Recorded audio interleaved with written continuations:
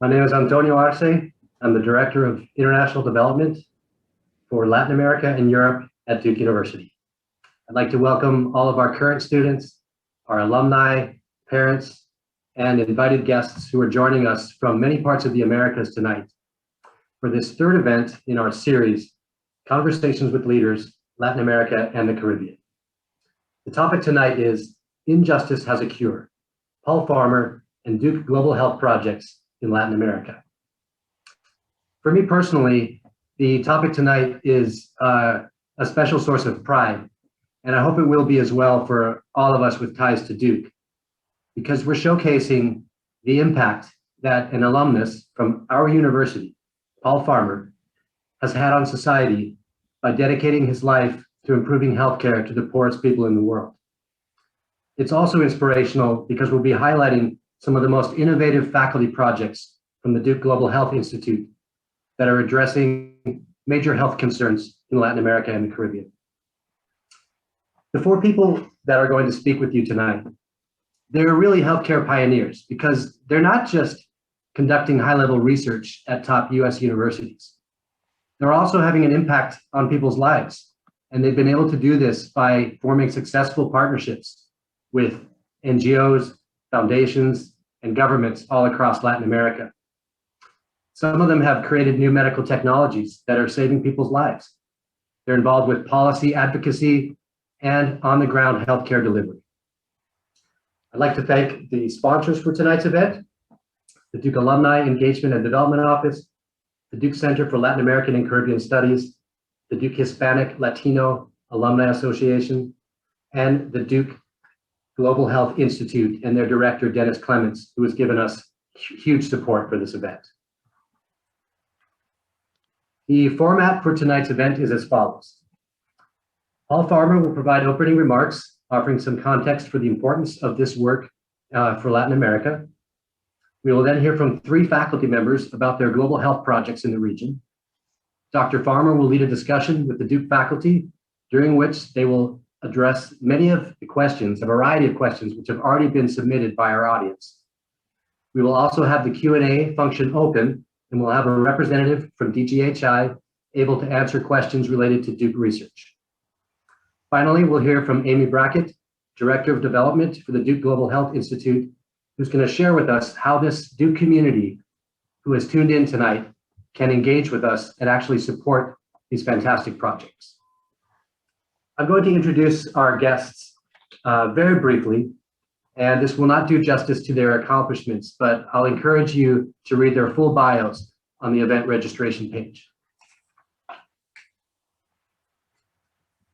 Dr. William Pan, Associate Professor, Global Environmental Health at the Nicholas School of the Environment and DGHI. He has worked in Latin America and Africa on topics ranging from land use, reproductive health, migration, infectious disease, and childhood nutrition. He will discuss his work on the impact of illegal gold mining on human and environmental welfare. Dr. Nimi Ramanujan, Professor of Biomedical Engineering and Global Health, Duke Pharmacology and Cell Biology. She is an innovator, an educator, and an entrepreneur. And she has a mission to develop and leverage technology to have the greatest impact on women's health. She will be discussing her work to prevent cervical cancer. Dr. João Visacci, Assistant Professor of Surgery and Neurosurgery at the Duke School of Medicine. His research interests include innovation in big data, which can be applied to access and quality of primary care and global mental health. He will discuss his research at the crossroads of AI and healthcare in Brazil. And last but not least, our esteemed guest tonight, Dr. Paul Farmer, Duke alumnus, Duke parent, and Duke trustee. He's a medical anthropologist and co-founder of Partners in Health. His organization has provided direct healthcare services since 1987 and has undertaken research and advocacy in 11 countries, including Haiti, Peru, and Mexico. He has an MD and PhD from Harvard, where he is chair of the Department of Global Health and Social Medicine. He has written extensively on health, human rights, and the consequences of social inequality. Paul Farmer is a true leader of consequence, and we're very honored to have you with us tonight for this event. Welcome, Dr. Farmer. Thank you, Antonio. It is Well, if it weren't a pleasure to be here, why would I keep coming back? I will correct one little part of your introduction. After 12 years, Antonio, I have just finished my board service. So in a way, I'm a free man, although I missed that obligation. And I thought I would just open things up with a very humble kind of account of how I got involved in Latin America. And it was, since we're going to focus on Latin America tonight, um, and that was all Duke. I went from a public high school in rural Central Florida right to Duke in 1978, and graduated in 1982 from Trinity College, and was a biochemistry major who discovered medical anthropology late in my career. And I just want to talk a little bit about how that led me really to Latin America. If you would agree that Haiti, which is between Cuba and the Dominican Republic, is part of Latin America, which of course any geographer would. But we'll go back to, how Haiti plays a role in Latin America in a second. But in 1981 or so, I became interested or got reinterested in migrant health workers. So there were a lot in North Carolina at the time. There still are. And I was writing for student publications, the Chronicle, Eolus, or Tobacco Road, I forget. Those publications are still around today. And I did a story about migrant farm workers from Haiti. A long story, like 11,000 words, an essay. Clearly it wasn't in the newspaper, it was in one of the magazines. And, that really reconnected me, although, as I said, I was from rural Florida and had met Haitians in the past. That really connected me in a very significant way. And with funding from Duke, after I graduated in 1982, I went to Haiti and did not begin medical school until 1984. And then I began a long career between Harvard and Haiti, which led me to Peru. And I think it's worth just saying there that, again, this was sheer happenstance. A friend of mine who is a priest went to Peru to work in a slum as a priest, but also a social activist, and got sick with tuberculosis and died. And it turns out he had drug-resistant tuberculosis, which we were trying to ignore at the time. We were working with him, and we were told to ignore it because there was a very strong tuberculosis program in Peru, we were told. Anyway, all this to say is these connections and this serendipity that led me to Latin America kept me there as well. And we later, as Antonio said, started working in Chiapas, Mexico, and in the Navajo Nation. And so let me just turn to COVID and open this up to our colleagues. With COVID, and by the way, I should say that in those years, in the 80s, we founded an organization called Partners in Health, which Antonio already mentioned. And the idea there was to found an organization that would actually do the work of delivering medical care in settings where there was very little or none. And indeed, that's what my Haitian host said we should focus on. The material interventions that would include things like building a hospital or a lab, training community health workers, starting a nursing school, et cetera, et cetera. So this was obviously work that once embraced is a lifetime's work. And I've spent a lot of my time between Latin America, Harvard, and the continent of Africa, where our colleagues at Partners in Health, and I too, I lived in Rwanda for many years, have worked in Rwanda, Malawi, Lesotho, Sierra Leone, and Liberia. Now, all this to say that that experience has built my academic career as well. I'm an infectious disease doctor as an aside, and a medical anthropologist. Again, something that I took up at Duke. And if this is relevant to our discussion, I'll be glad to talk about it.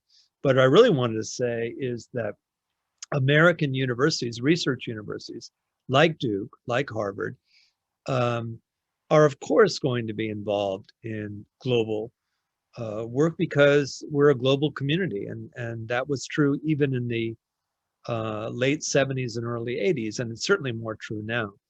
But with just a word towards COVID and then opening up to the faculty members for our discussion, of course, we have been involved as Partners in Health just as Duke has in all of those settings in which we're working. And, again, I'd like to save some of our discussion of vaccine equity, some of the challenges we're facing now, until after we've had a chance to hear from some of the faculty and can have a collective discussion. But I wanted to give you a little bit of an understanding of the work that we do as partners in health. And then my own work, which Antonio has already discussed enough, is as a medical professor and university administrator of a department and a division of the hospital, et cetera.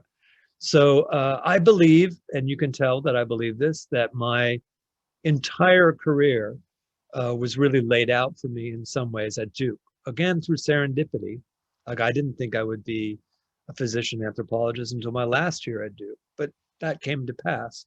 And I'm very grateful for this community for having supported me. And in fact, I came up with this idea with Antonio. Hey, could I get involved in, a discussion like this as a member of the Duke community, as opposed to merely a guest lecturer? And here I am today. So my first job is not to introduce Bill Pan, because he's been introduced by Antonio, but to welcome him in. I'm right on time. I see my prompt to welcome him in here. Bill, I'm going to just hand it over to you and look forward to our discussion after you've had a chance to make your comments. Thanks, Paul. Thanks for handing it off. I assume everybody can see my footprint slide. It's really great to be here. Good evening, good afternoon, everybody. I was actually scanning the participant list, and it's really nice to see some of my former students, current students, some of the folks that I work with in Latin America on. I'm really excited to be talking about Latin America today. It's a region rich in biodiversity, culture, history, not to mention it's home to the most important terrestrial ecosystem on the planet, which is the Amazon basin. Now, I've been working in the Amazon for more than 20 years, and the research path that I've gone on has taken a lot of turns, beginning with me studying drivers of deforestation and land use change. And that really led to me studying disease ecology and malaria, which eventually evolved into the development of a malaria early warning system for the Amazon, as well as the topic that I want to talk about today, which is gold mining and mercury exposure. Now, you might be asking, why gold mining? And this all began back in 2011 when I was on an exploratory trip to Madre de Dios, Peru, and we were there to design a different study on infectious diseases, nutrition, and road development. And my local partners kept telling me that I had to go stop by the mine on my way to Masuco, telling me that it was an artisanal and small-scale gold mine, and it was really interesting to see. So when we arrived and stopped at the Guacamayo mine, I was completely blown away. I'd never seen anything like this ever. And compared to the oil fields I've seen in Ecuador, the logging, it was massive environmental destruction, huge holes 30 meters deep, mounds of dirt 30 meters high, pools of polluted water, no vegetation, no plant life, nothing. And it was very disturbing. I ended up coming back to Duke and began asking, why is gold mining so impactful? I had no idea. I was not a toxicologist. I'd never studied mining before. I wasn't trained in biogeochemical cycling. So I really began this crash course of trying to learn about gold mining and mercury. And I want to share some of the things I found. First of all, we consume a lot of gold. Everybody here has gold. You might not have gold jewelry or a gold medal, but everybody here has a computer that you're using to connect to this meeting, which means you have gold. And collectively, we consume about 4,500 tons of gold annually. Another important piece is where gold comes from. About 20 to 30% of all global gold production comes from these small mining operations around the world. And the environmental destruction is very similar no matter where you are. And the picture from Ghana, by the way, is from another project that we have in Western Africa. Gold mining is also strongly tied to human trafficking, child labor, the drug trade, terrorism, the emergence of infectious diseases like malaria, tuberculosis, and others. These are things that we need to be addressing. Compounding this problem is the fact that a huge portion of the gold that we consume, not just artisanal mining, by the way, is produced illegally. And some of the statistics I'm showing you on the screen for Latin America, it's very similar in Asia and Africa. And if I were to conservatively estimate that 30 to 40% of all global gold production is illegal, that means there's roughly 100 of us logged on right now. That means between 30 and 40 of us have illegally sourced gold, and we contribute unknowingly to massive environmental damage, emergence of novel diseases, human trafficking, terrorism, and all those things I've already mentioned. That's not acceptable, and it's not something we should be promoting. Finally, the last thing I wanted to pass on was that small-scale gold mining accounts for about 40% of all the global mercury emissions that are in the atmosphere. It surpasses all fossil fuel burning. Now, how exactly does this occur? I'm going to show you a schematic here. It's a very simple one, very crude, of a very typical ASGM operation. Basically, you start with excavation. The miners use various technologies to separate the ore. They mix the slurry with mercury because mercury is used to bind to gold particles. It forms an amalgam. You burn the amalgam, the mercury vaporizes into the atmosphere, leaving you pure gold. Now, during this mining process, mercury pollution actually occurs in three places. The emissions, which we have studied very well, and that's where that 38%, 40% global mercury emissions comes from. We have the tailings, which is the mercury waste. It's usually just dumped. And you have the erosion process, which comes from the excavation. Now, we have not done a very good job of estimating at a global scale how much mercury pollution comes from tailings and from erosion. But if you look at the three combined, it's not hard to deduce that ASGM is likely the most toxic activity humans have on the planet. Now, once mercury enters the environment, it can travel thousands of miles. It can affect lots of organisms. Mercury bioaccumulates in our food chain as methylmercury, which is a highly potent neurotoxin. It attacks multiple organ systems. And in fact, the studies that we've run in Peru have shown that children who are chronically exposed to methylmercury experience a 15% decline in cognitive performance. This is an irreversible effect, and it's 4 times greater than the seminal studies that have been used to establish international risk thresholds. Now, you've probably seen signs like this: don't eat the fish, right? And it doesn't matter if you live in Peru, Brazil, Colombia, Ecuador, or even the United States. Mercury contaminated fish exist everywhere. And a lot of that contamination, because the way mercury cycles around the globe, can be traced back to gold mining, all right? So these are the challenges that we're dealing with. And we have a lot of things that we're doing about it, but let me just give you 3 specific examples of our work. So I'm going to show you a map. This is a map of the largest human population-based mercury assessment anywhere in the world in a mining region.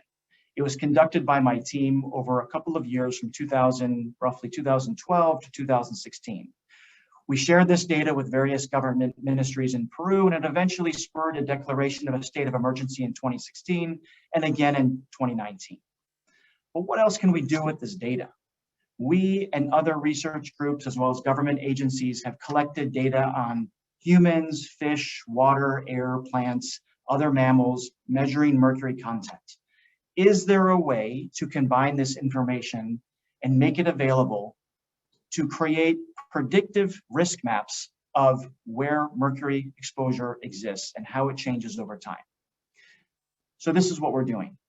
We partnered with the Ministry of Environment in Peru, and we began building a data repository from all the studies and government reports on mercury testing of anything.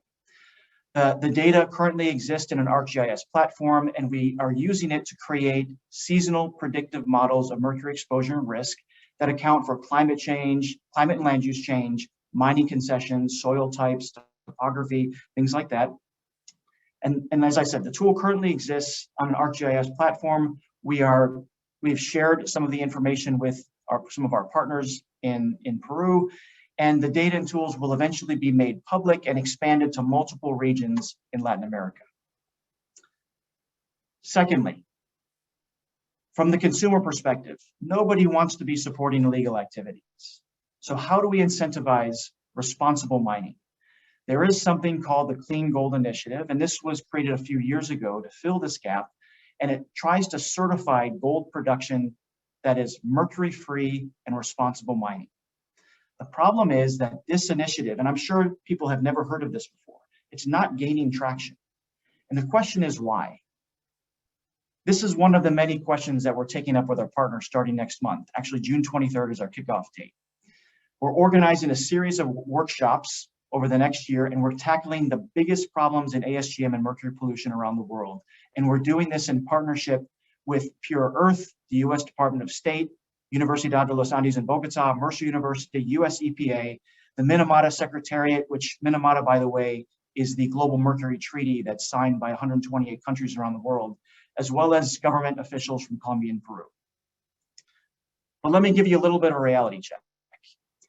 One of the reasons why the Clean Gold certification doesn't work is because the mercury-free technologies for small-scale minings are long time away, 10 years at least, from being broadly applicable. But there are things that we can do right now that can result in immediate reductions in mercury in the environment. One of them happens to be regulation of industries, and I'm happy to talk about that in the Q&A.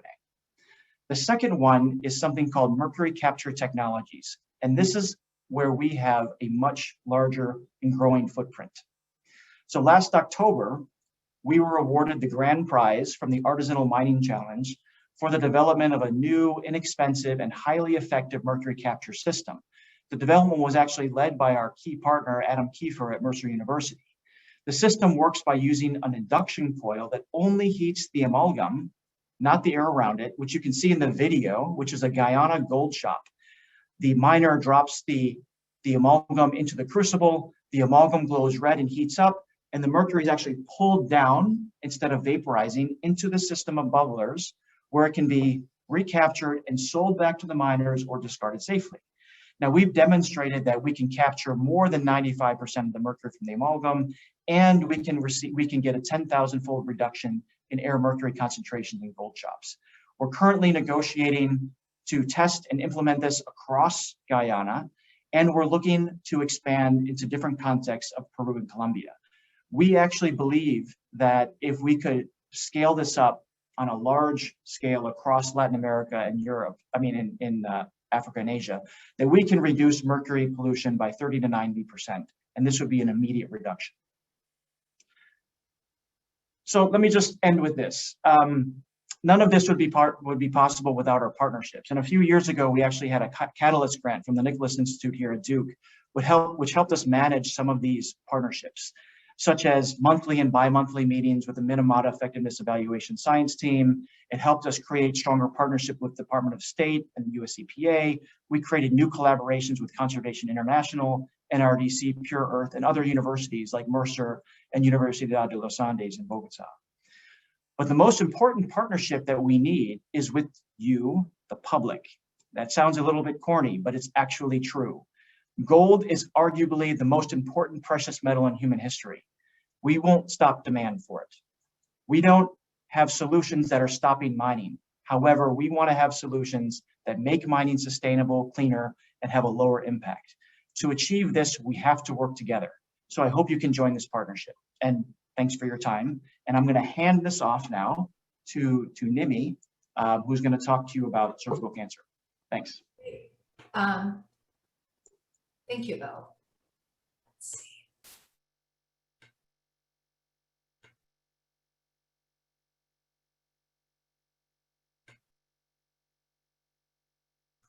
Sorry.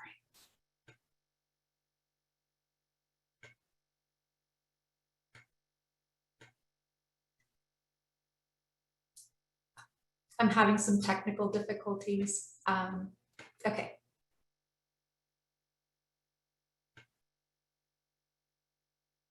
Can you see my screen? Everyone, I guess. I'm assuming. You're fine. Okay, okay.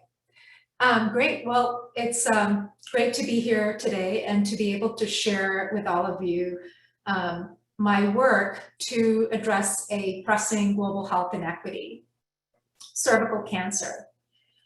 I imagine many of you might have heard of Henrietta Lacks and her immortal cervical cancer cell lines. When Henrietta was diagnosed with cervical cancer, it was a devastating disease. 80 years later, we know how to prevent cervical cancer, And Australia, for example, is well on track to eliminate this disease by 2035. Sadly, a woman in the highlands of Peru or living near Lake Victoria in Kenya has a high chance of dying from cervical cancer, just as Henrietta did. Like Bill, I work in Peru, and I collaborate with the former health minister, Patty Garcia, on a community-based initiative for cervical cancer prevention. When I first met Patty, she told me about a project called HOPE that she had launched in underserved communities.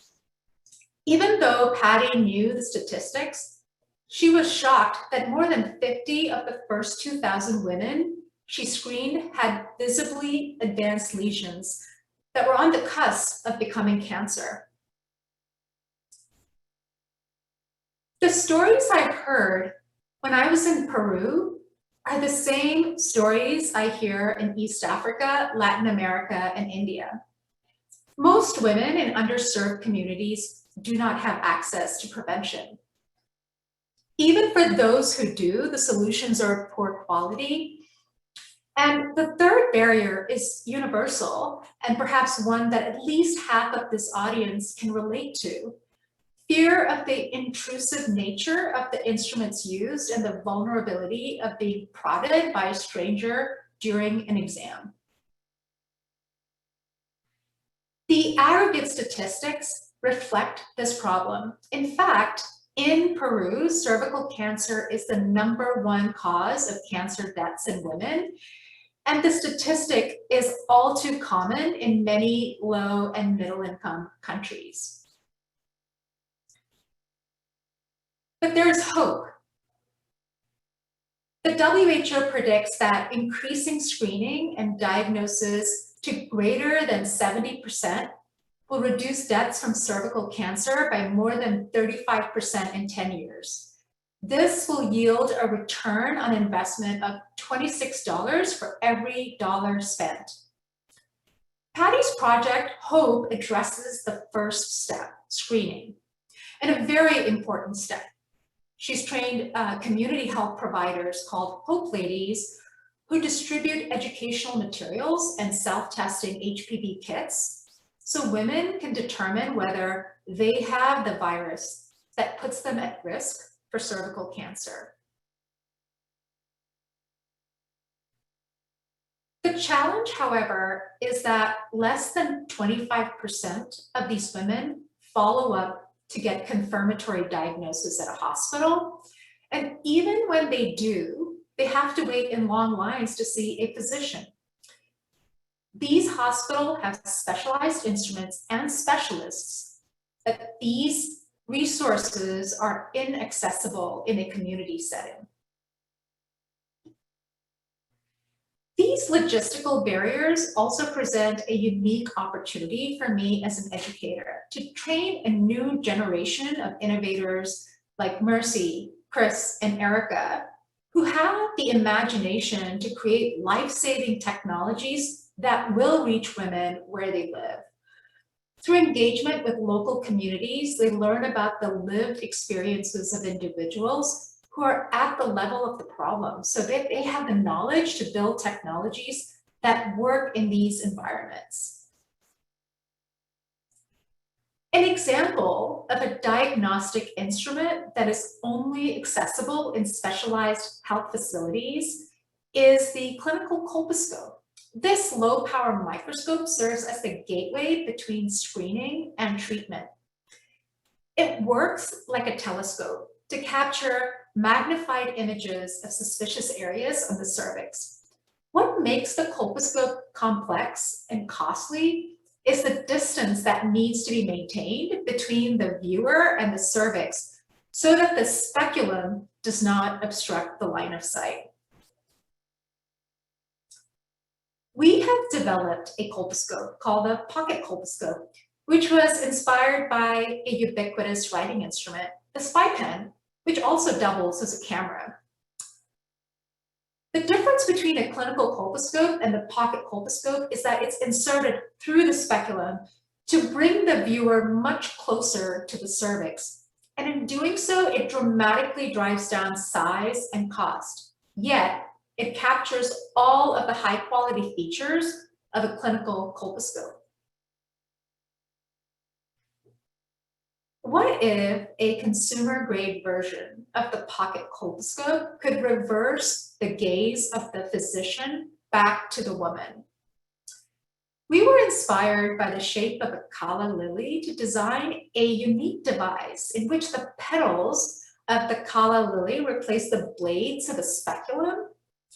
The pocket colposcope is positioned as the stem, and a cell phone replaces the human eye. And this is what underlies the design of the colposcope. And you can see the colposcope in action in this video where a woman is doing a self-exam. It starts with the insertion of the colposcope, followed by rotation of its tip to the center of the cervix, into the center to essentially tip the cervix into the line of sight in just a matter of seconds. This technology gives individuals the freedom to view their bodies privately and comfortably. A woman can now swab herself to collect a sample for the HPV screening test, and she can image her cervix at the same time.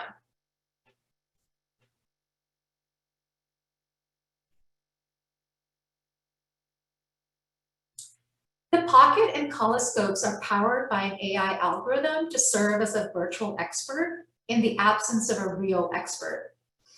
Our AI algorithm outperforms 3 experts with a collective experience of more than 100 years, and importantly removes the subjectivity between providers with different levels of experience. We are rolling out our solutions in Peru in collaboration with HOPE and the La Liga Cancer Hospital in Lima, Peru. Midwives find the pocket colposcope easy to use in the community setting, and women can successfully view their cervices at home. The colposcope has been used by women in Peru, in Ghana, and the US, and they all unequivocally prefer it to a conventional speculum. These technologies, when packaged together with a self-HPV testing kit and a low-cost portable thermoablation device, are poised to transform traditional models of care. For every 100 women who undergo screening and diagnosis, 98 can complete care at their homes or at a clinic. And for every 100 women screened, 2 lives can be saved. To translate evidence into impact, we need to scale our solutions effectively. We're funded to implement a pilot scale in Cajamarca to provide evidence that our solution can be reliably implemented in the hands of others. And as an analogy, let's suppose I had the ingredients to bake a cake and I gave you the recipe. If I cannot reliably transfer that knowledge to you, then you will not be able to transfer that knowledge to your friends and family, and the error will continue to amplify.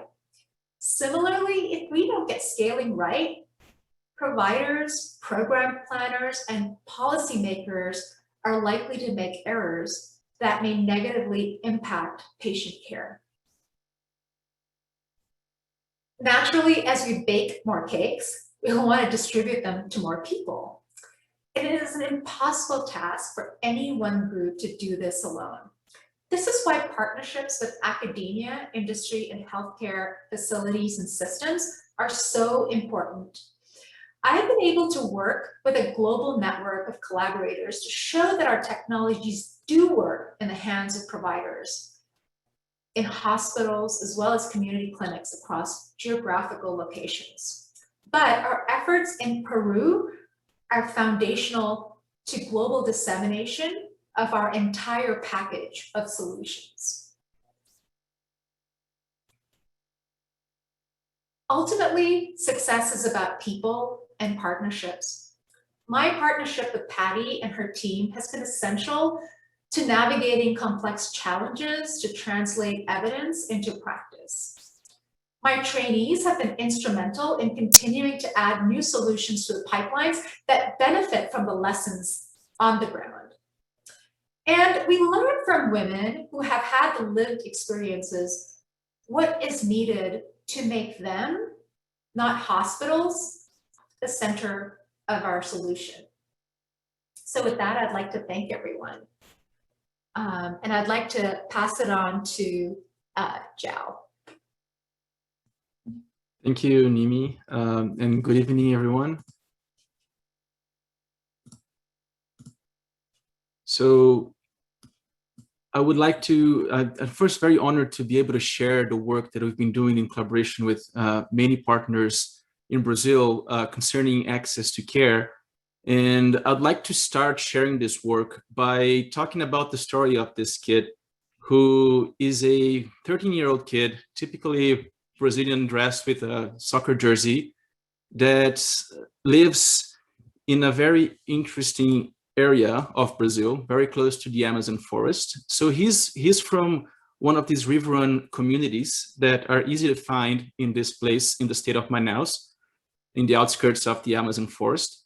And when I learned about his story in one of my trips visiting the Medical Tropical Foundation in Manaus, in collaboration with colleagues that work with this space, we learned that this kid had suffered an injury.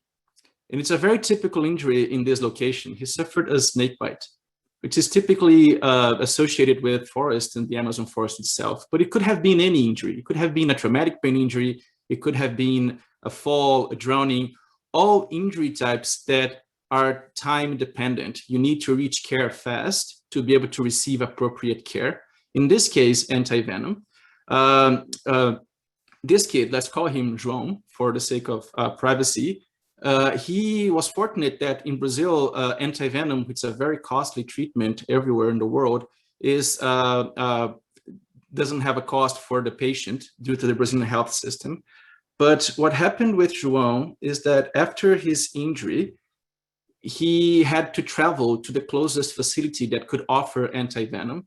And as you can see, the riverways in the Amazon forest, which was the only way he could travel, are very tricky because they make lots of curves and make a 1-hour trip become a 10-hour trip easily.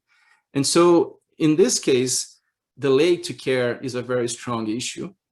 It's not a coincidence that João lives in the north part of Brazil, the Amazonas state, which is the state that's marked blue in this map. And basically the blue here is showing that these are areas where more than 50% of all the snake bite cases took more than 3 hours to reach the hospital.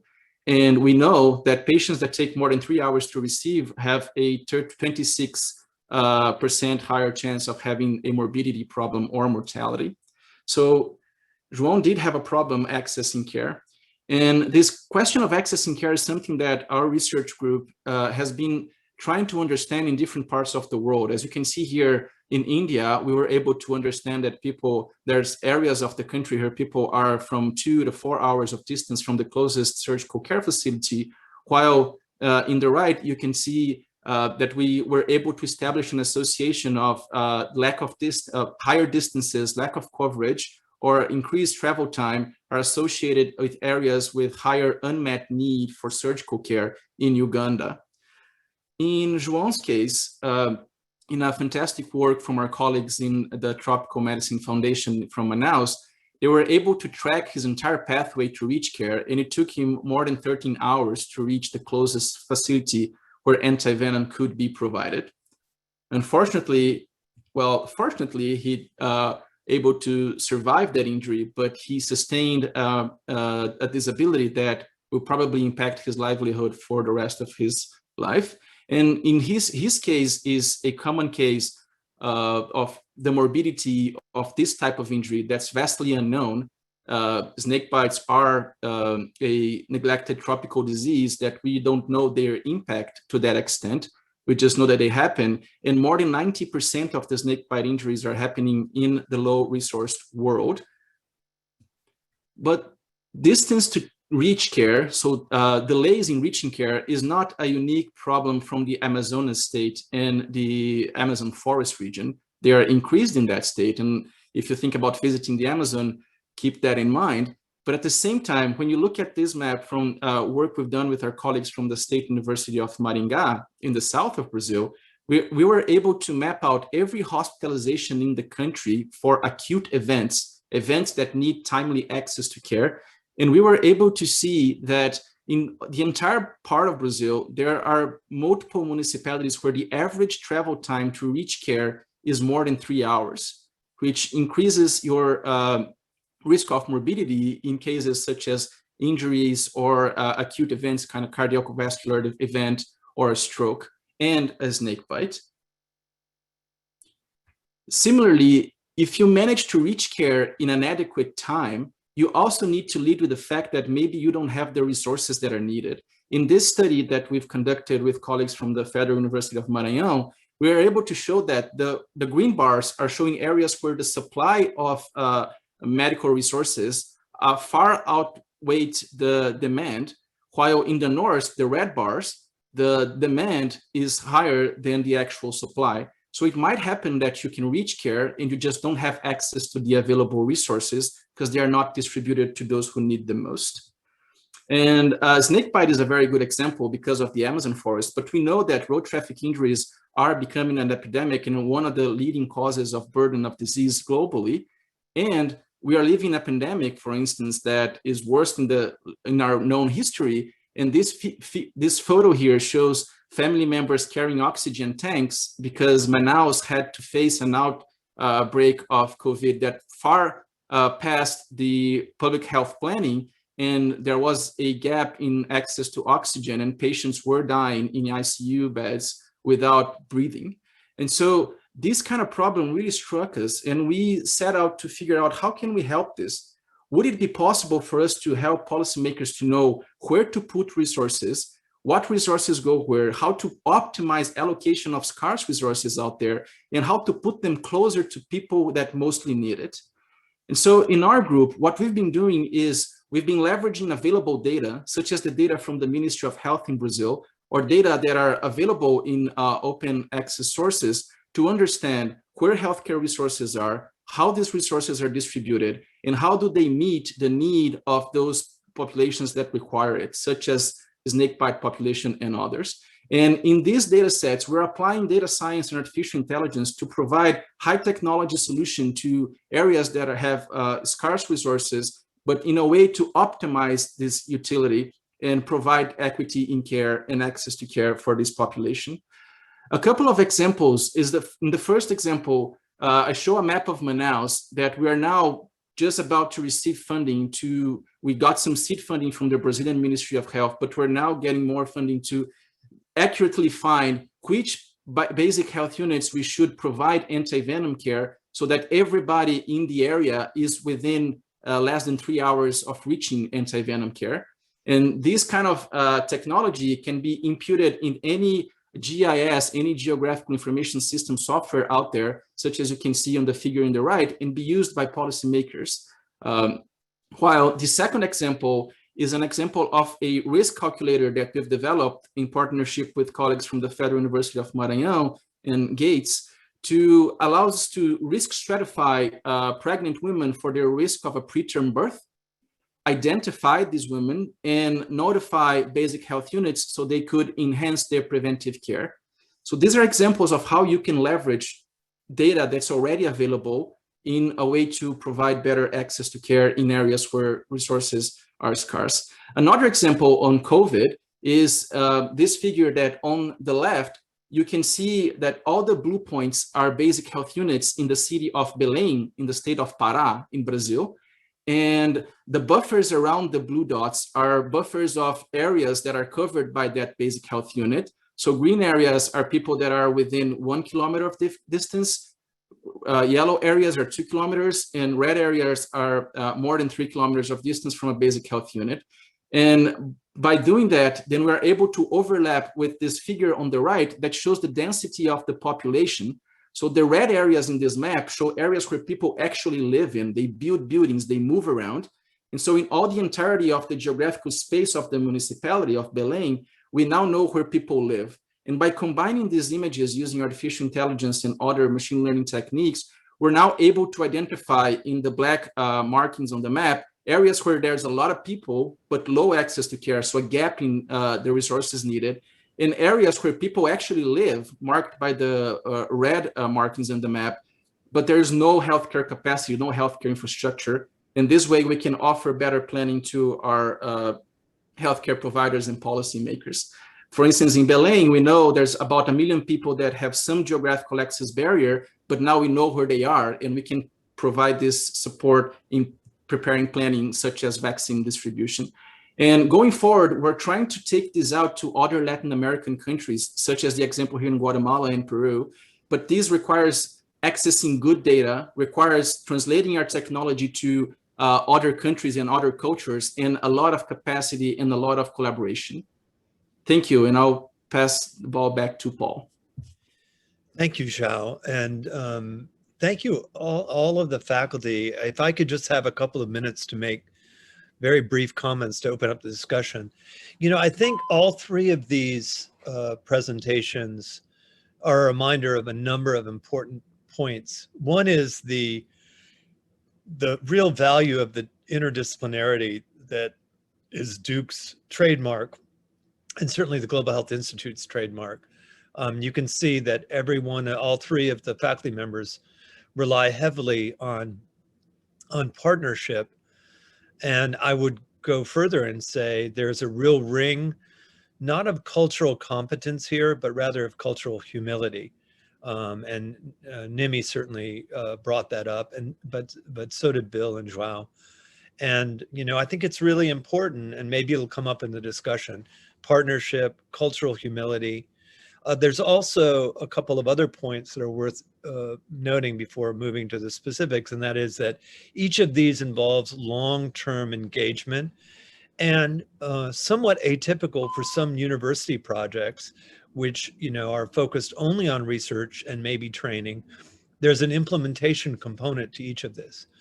And I would just say, when we're talking about a clinical desert, you know, whether that's mercury poisoning in a gold mining community in Peru, a cervical cancer patient who gets lost to follow-up, or you know, a child who's bitten by a snake or has some other kinds of trauma, we're really talking about people living in clinical deserts. And since this is Latin America, they're also living right next to clinical oases or medical oases.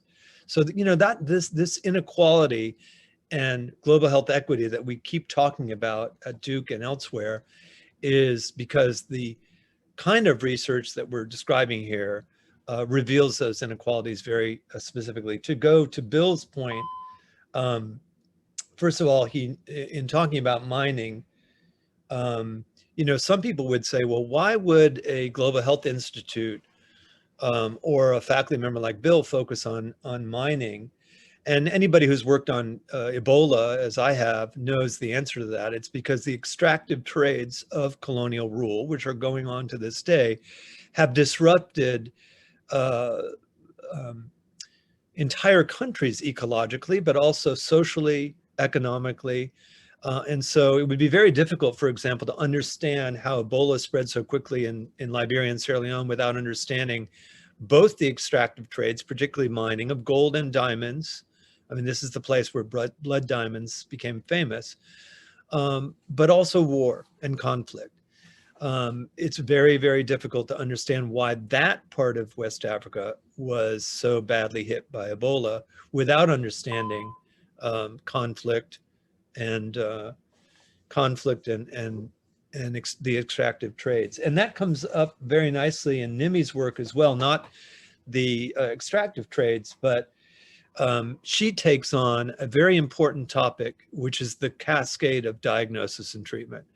And in those studies, cascade meaning someone gets diagnosed, how many of them get referred for care? Someone gets referred for care, how many of them actually get it? Someone gets the beginning of care, how many of them are brought to cure, who could be brought to cure?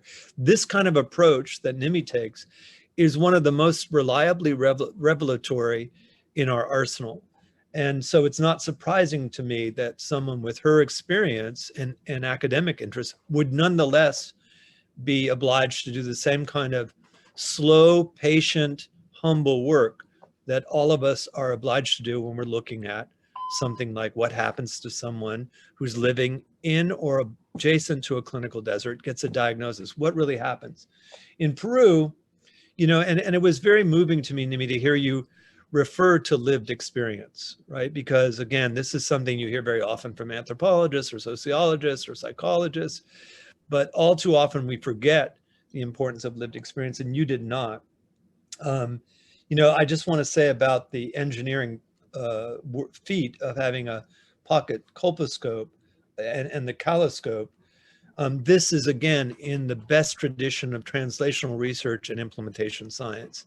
And I'm very grateful for this work, having spent a fair amount of time in Peru and having to see what happens when people don't get this kind of care. We also see in your work, Nimi, the power of community-based care. And again, I can't help but go back to COVID, as I will very briefly in commenting on Zhao's work, because this is, think about the United States. We're asking elderly, frail people to schlep somewhere to get a COVID vaccine. Well, that's very similar, of course, to asking someone to go on really a trail of tears to get the treatment that they need to survive or to do well, and often the treatment they're provided. And Joao, I just want to say, I loved your presentation. You again talked about the value of partnerships, and I think it's really terrific that you brought up such a painful story of that 13-year-old kid from Manaus, because so much is going on there that is poorly understood. I felt like your presentation about that child and his trail of tears and loss of part of his leg due to necrosis is a great way for us to understand, again, what's going on in Manaus with COVID. You could say, well, you know, this is all related to new variants that are escaping the vaccine uptake, that vaccine that has been uptaken in the state of Manaus and probably in the city as well. But I have a feeling there's a lot more to the story that, Zhao, you could reveal to us by the kind of research you've done on other problems. It's worth noting that the leading killer of kids that age and many other young adults and children is trauma, whether it's due to a motorcycle or a vehicle accident, or other roadside accident, or a fall, or in this case, a snake bite. These are not uncommon. Each of these three problems are very common. They're the kind of problems I've seen in my work in Peru, of course, but also in different countries as well. So I just wanted to mention those similarities in opening it up for discussion. And I turn it over to my colleagues now.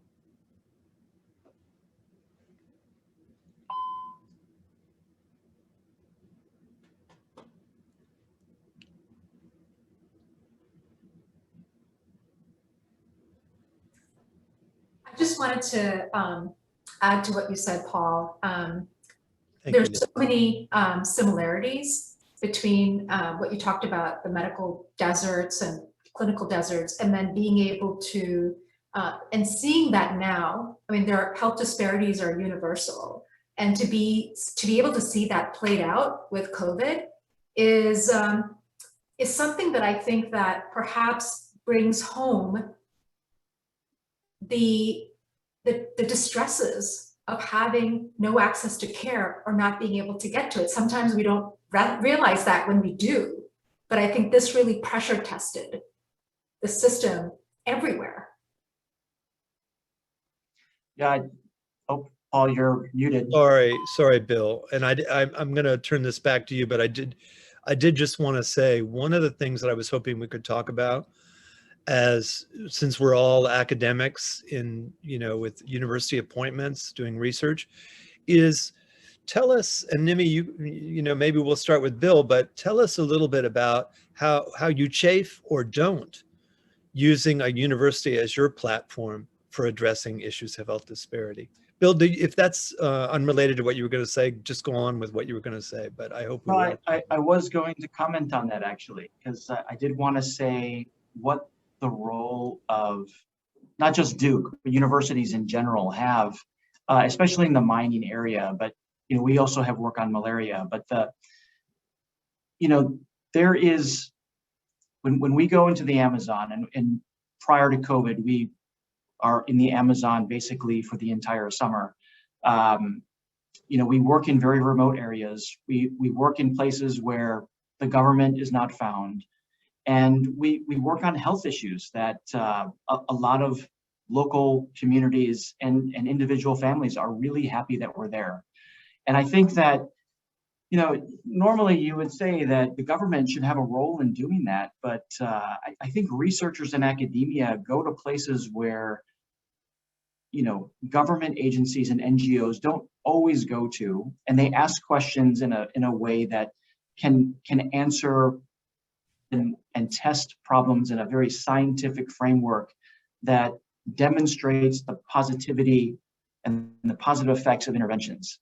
And those are things that maybe the government and NGOs don't necessarily have that space. What I will say is that, we partner very strongly with NGOs, and we partner strongly with governments, because ultimately there are end users to try to deploy the interventions that we create. And they're servicing the populations that we're studying that they might not necessarily be able to study. And so there's a synergistic partnership that exists that I don't think is always recognized on the way universities play a role in helping advance societal goals. And I see that so much in Latin America, more so in the United States, because of the inequalities that you were mentioning. And I think that the three of us, the three faculty, as well as you, Paul, have done a great job in trying to connect that service to places that don't necessarily have those resources. Well, let me just, maybe I can drag João in here with this question. We do have 100 people on the line, and maybe more. And I'll just use another first-person example. In my experience at both Partners in Health and Harvard, none of this work would be possible without philanthropic support through the university and through Partners in Health, for that matter. But again, when you're focused on, as you three are, as we all four are, on research with an implementation arm, this is where we have found that if you want to kickstart something, you do need to rely on philanthropic support as well. And João, I don't know if you have any experience in that, or if that's been your experience as well, but I would love for those listening to understand how important it is to support this, even though we are trying to make these interventions useful to governments, NGOs. When I say governments, of course, I mean public hospitals, public clinics, community-based health centers that are run by the public sector, but also NGOs. I've been doing the same thing for 40 years, ever since I graduated from Duke. And it's very hard to do, because the government needs this, NGOs need this because the people they say they're serving need it. How has it been for you, João, on the fundraising front? Have you had to rely on philanthropy? How has that worked? And please, any of you chime in after João. Yeah, no, this is a great point. And I think it goes back to this argument that academia it's a room for innovation, and it's a room for innovation that are not necessarily tied to interests that are currently available in the private sector or at the political level.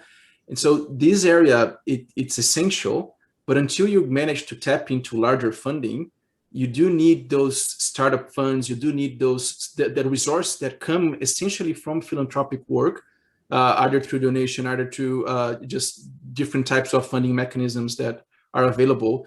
All of our work would not be possible without seed funding that we got initially from institutions, later from PAHO, but just the seed funding we got from our institution here at Duke as well, that got us started, got us engaged with the collaborators, got us started with this process.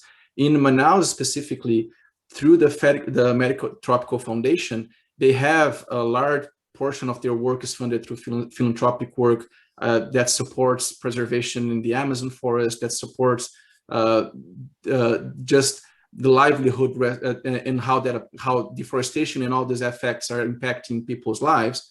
So that is essential until you are able to build more concrete funding streams or tapped into these other agendas from government agencies or others. Yeah, I'm happy to add to that from an engineering. Please, Nimi. Yeah. So the way, we've been primarily funded by grants, and I will say there is a shift. I think there's a recognition from government agencies that there needs to be more invested in that early stage, and also the transition between evidence and impact. And so when I think about technologies, I always joke that, there's an incongruity between biomedical innovations and their actual impact, right? Because that's a completely different thing. And so you have, grants to do sort of the concept, sort of defining. You have maybe the funds to do evidence generation, make a case. But then what happens after that? And I think that, the most important way to have impact is to be able to scale your solutions and to convince people that they will benefit from it, that they should sustain it. And I think that what is really important with respect to philanthropy is taking a success and making it big, right? So if we can show that it's successful, then you're investing in success and making it more successful. So I think, to me, that's what's really exciting and important. And I think that otherwise what you have is a lot of money spent by the government on developing innovations that just get shelved. Yeah. It's unfortunate for taxpayers and the people who deserve to get better healthcare. Well, if I had to say, Nimi, I would be making sure that you from Duke or other sources had ample discretionary funding to see your intervention taken to scale. It's such a wonderful step forward from colposcopy or conventional colposcopy. And, certainly I hope someone listening realizes, or someone's listening, realize what a important step forward this could be and support this work. Bill, I'm curious because of the three presenters, you're the closest to the capital intensive mining sector. I can't help, Bill, but just tell you an experience I had in 2014 in Sierra Leone, the blood diamond capital of the world, we're working 5 minutes from those mines in the most arid clinical desert you can imagine. In fact, the main hospital, the only hospital for more than 500,000 people, was shut down completely. 7 out of 9 nurses or nursing assistants involved in triage had died of of Ebola. And we went and asked one of the mining companies, hey, could we have some gravel for the courtyards? Because as you three know, and any engineer would know, you need good drainage when you're dealing with a lot of diseases like this. And we were told, yeah, you can have it if you buy it. And it's like $130 worth of gravel, 2 trucks. And I'm just wondering, and I hope that wasn't like a gratuitous little anecdote. I'm just wondering, you have this proximity. Have you had any luck getting some of the companies to support this work? Do you have much hope for that? Or where is support for this really critical work going to come from? That's a great question, Paul. So what I can tell you, it depends on the country we're working in. So small scale mining, as you probably know, small scale gold mining is largely an illegal enterprise, especially in Peru. So there's not companies that can go in and sponsor anybody. So we rely, just going back to the philanthropic point, we rely on grants, we rely on philanthropy to do a lot of our work. However, there are places like Guyana, there's places like Honduras, where we have started talking with different industries who are now very interested in trying to see if they can use the mercury capture system in their own processing. So they have their own legal industrial processes. It's not all small scale. Some of it's large scale industrial production of gold, but they want to test and see if they can actually use our technology to reduce the amount of mercury that's being released, because it's better. The technology that we have is better than what they have now, and it does a better job of collecting mercury. So there's a lot of promise, and all of this conversation, by the way, it's all been in the last 4 weeks. I mean, it's something that we have this ball rolling, and it went from an initial conversation with some companies in Germany and Norway, for like a month ago, and now it's like we have a call every day talking about how do we scale this up in an industrial context, how do we do it in a proving context with small mining groups, and it's a fascinating discussion. It's something that, when you talk about implementation science, for example, how do you prove that something works from the ground? It's two different ways of thinking. On the one hand with industries, and the one hand with individual mining groups. Well, I mean, I'm just going to say it again for anyone listening. This is the kind of work that really calls for substantial support. And again, I'm only speaking from my own experience. Like, I'm not, like, you guys are very often sponsored researchers with, whereas I really am not. I mean, I'm an infectious disease doctor anthropologist, but not an NIH researcher or an NSF researcher or the equivalent in the engineering world. And that's another reason in fact, I brought this up, to the folks asking if I could, do a session like this, really to elevate the work of the Institute. I wonder if we should open it up to some of the questions that we heard. But I just would like to ask a general question about Latin America. I mean, Latin America, as we can see, or the Americas, North and South, have been in many ways the scene of the worst COVID outbreaks.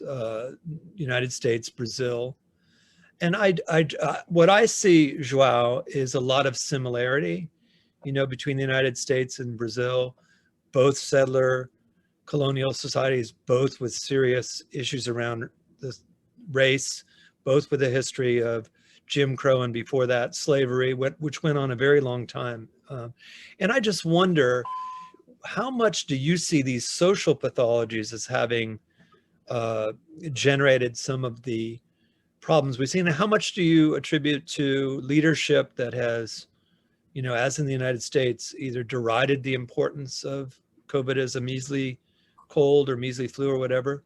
And I'm just curious what you would think. And I would ask Nimi and Bill also just to comment a little bit more about COVID and how you see this caught up in the research you've been doing and work you've been doing. That is a fantastic point. I mean, everybody watching the scenario happening in Brazil, it gets really, it's hard to listen.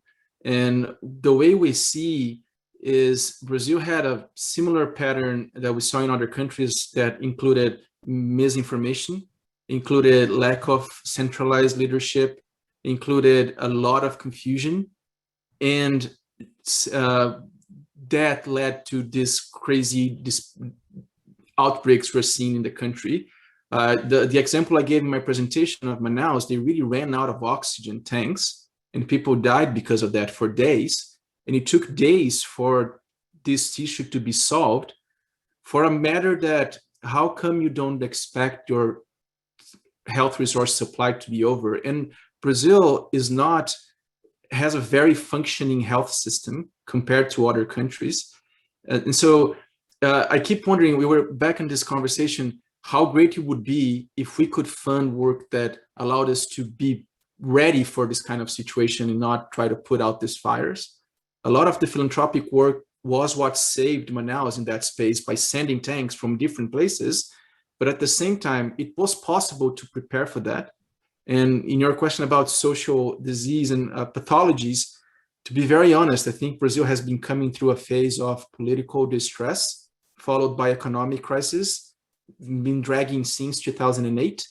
And I think what we're seeing now with COVID is a response to that Brazil is in a very problematic scenario politically, and the news wars there are just highlighting solutions for COVID that are not feasible, such as medication that are infectious, and the discussion about herd immunity, or even the discussion about economy versus lives.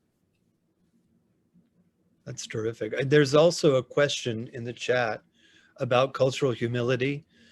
I think it was directed to me, but I'd really like to turf it to you all. This in a way is for me, Wayne, who asked the question, this was a reaction against training. And it wasn't so much in anthropology, actually, but in medical school, training that encouraged med students who are 22, 23 years old to become culturally competent in, addressing the problems of their patients who were from different places that these medical students had never been. And I just wonder if that kind of dissonance, asking people who couldn't possibly be culturally competent to be culturally competent, do you see a role for cultural humility in this work? I don't mean that to be a leading question. But Nimi, you kind of brought it up. You didn't use the term, but it was quite clear that you were calling for more cultural humility in responding to this. And I just wonder where you see that as fitting into the arsenal. Yeah, so, speaking of people that are maybe not brought up to think about cultural humility, that sense of self, I really think sometimes the best way is to be in that position where you see it, front on. And I can tell you about a trip to Haiti after the earthquake where somehow we believed that we had all the solutions to cervical cancer, but everything fell apart and nobody wanted to use what we had. And so I think it's experiential, right? If you can't, it's hard to make somebody change their way of doing things. Sometimes I ask them to read a book, but I've noticed that when they go to those places and they don't get traction, that's because they don't have a beginner's mindset. They're already assuming a lot about what is happening there, which may be untrue. Well, I got to say, since you brought it up, Nimi, after the earthquake in Haiti, that was easily, even compared to the Ebola response in 2014 and 2015, after the earthquake was easily one of the most painful periods of my life, in large part because of losses, of course, of friends, family, and staff, but also because of this very common lack of cultural humility. People who came in without it tended not to stay long, although that was not widely rude. Bill, how about you close us out? Can you reflect a little? You have long experience doing this kind of work, even before you came to Duke. And I just wonder if you might reflect on this and kind of close us out for. I think there's two levels of cultural humility that exist. One, obviously, it's related to the decolonization of global health, right? So how do we train students and other people from other cultures to come in and work in Latin America?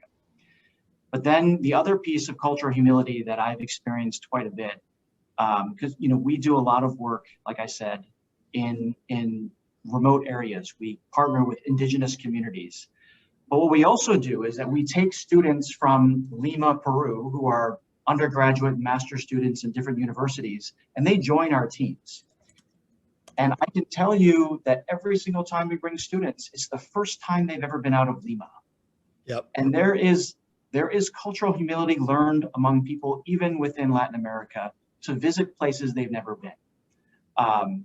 And it was really shocking to me the first time we did this, where I actually, and some of my team members who constantly go down to Peru, had more awareness about how to interact with indigenous families or communities near mining than Peruvians themselves.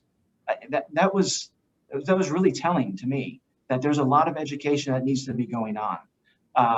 And I love the partnerships that we have, and the only way they get that training is if they come with our teams or other groups that go into the Amazon to get that experience. It won't happen otherwise. And as long as it can be done in a way that makes sure that you're not crossing boundaries that are considered offensive to local communities, I think you can do a nice job of training people in the field. But it's not something you can read about. I just think it's something that people need to experience for themselves and gain that humility in the field. Thanks, Bill. I mean, you know, your experience squares very substantially with mine and with your colleagues. I just want to, you know, turn this back to Amy in a second, but I first wanted to say something to the students who are listening. And I hope you can guess that I'm going to be a cheerleader for global health as long as it's global health equity. And the E word was evident throughout these three presentations, as I'm sure you'll agree. But also please note that you don't need to be a nurse or a physician, you know, or a basic science researcher on fill in the blank. There's lots of ways to get involved in global health. And the Institute at Duke was founded, again, with this interdisciplinarity in mind. There's been lots of collaboration with engineering, with the engineering students and faculty, obviously with the medical center, but with really all departments, some stronger than others, of course, but the students will shape the intention and the activities of the Institute, I'm pretty sure. It certainly is the way these three faculty members have responded to outreach from students. So please feel encouraged by this.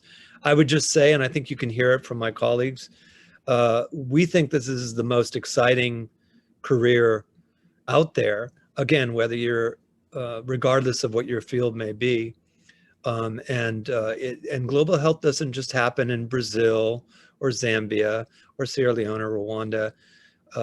United States is on the globe. And, you know, just as João is making it clear that his country, Brazil, is on the globe too. I think this is another important chance to remind each other that even the places we think of, when I was a student at Duke, for example, there was no field called global health. Everybody talked about international health, which meant something far away, you know, and what was then called the third world or the developing world, whatever it may have been called. But there were plenty of problems right in North Carolina as well, as you all know. So please, to the students, have that one be one of your take-home message. There's a million ways to get involved in this work. And now I think I will turn it back to Amy. We're only a minute over, which is a record for me, Amy. Fantastic. Thank you so much, Paul. And, you know, first and foremost, I'd like to extend my sincerest thanks to the presenters and the audience on behalf of Duke Global Health Institute for joining us tonight.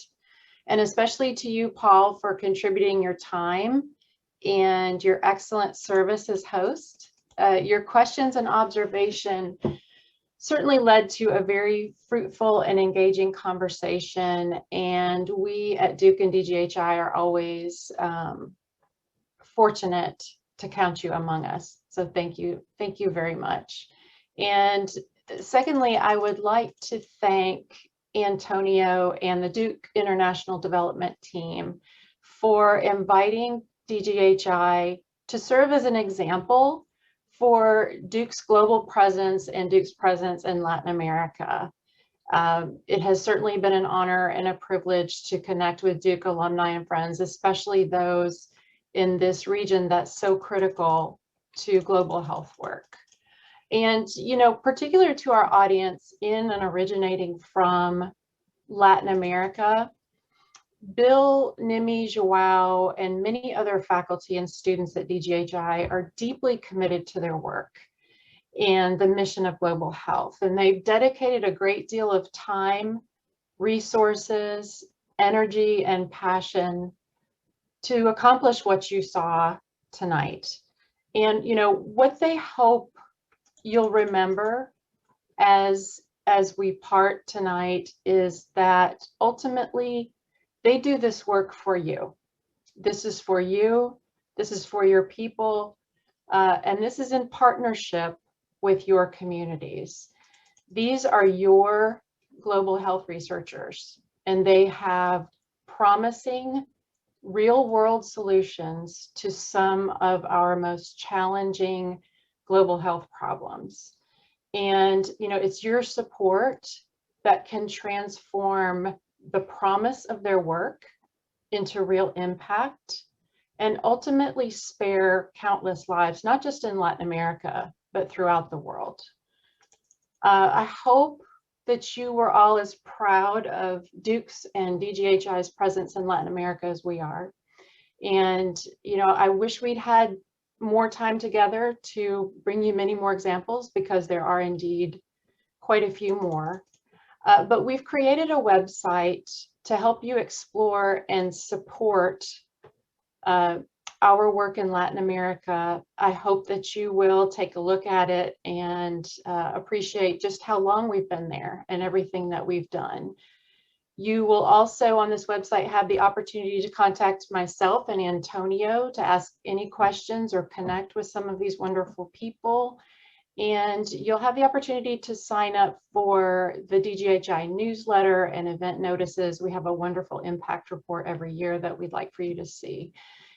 In a moment here, I'm going to flash up the website just in case you'd like to jot it down or take a screenshot. Otherwise, in a few days, you will all receive a follow-up email thanking you for attending, and that website address will be in there. So, you know, thank you all again for, you know, giving us this opportunity to talk about Duke and talk about DGHI in Latin America. We hope you found it interesting and engaging, and we wish you all the best of health now and in the future. Good night.